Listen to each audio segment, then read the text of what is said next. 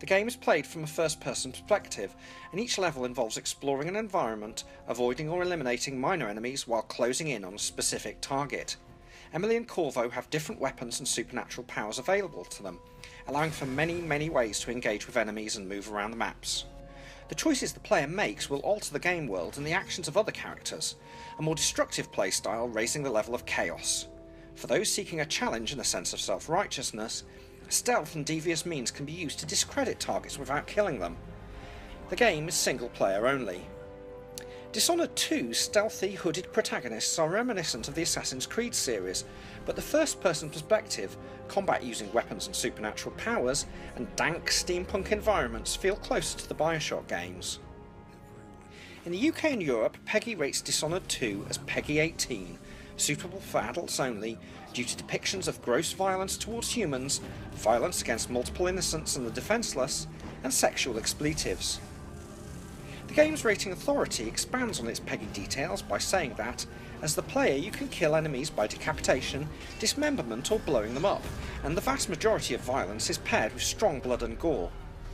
The GRA goes on to say that the player can kill innocent civilians around the city, and that there are scenes, usually involving guards, in which violence or death is inflicted upon defenceless and vulnerable people. Variations of the word fuck can be heard throughout the game.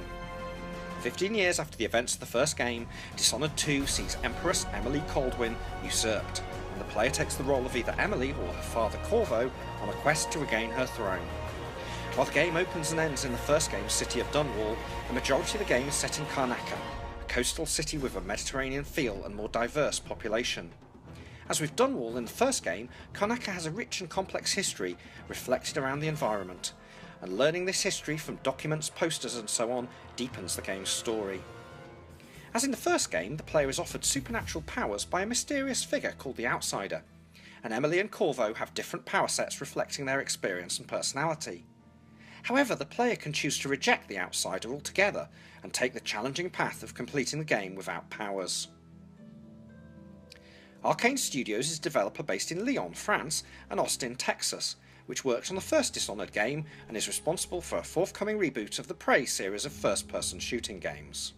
Dishonored 2 is available for Xbox One, PS4 and PC for around £40 or $60. A more expensive collector's edition is also available for around £80 or $100, which includes in-game perks such as extra bone charms and weapons, as well as physical collectibles including a replica of Corvo's mask. The first Dishonored had a basic story that could be played through in around 12 hours. Dishonored 2 promises to extend playtime with more missions and the addition of a second character with their own power set, as well as optional challenges such as playing the entire game without using any powers. The Dishonored series is set in a fantasy world, but draws on historical themes for its environment and story, in particular the Industrial Revolution and times of plague. Dishonored 2 is a game deeply interested in the machinations of the powerful, from weapons-building engineers to criminal gang leaders to aristocrats. The player will also encounter neutral factions on the streets of Karnaca who can help or hinder them. In the world of Dishonored, the way that an individual's acts affect the society they live in is literalised. If you leave a trail of mangled bodies and destruction behind you, death and decay will spread, with corpses infested by blood flies, and the world will become more dangerous to Corvo or Emily. The freedom provided by the game, up to and including non-lethal means of disgracing or dispatching your targets, gives the player plenty of options to choose the kind of world they want to make.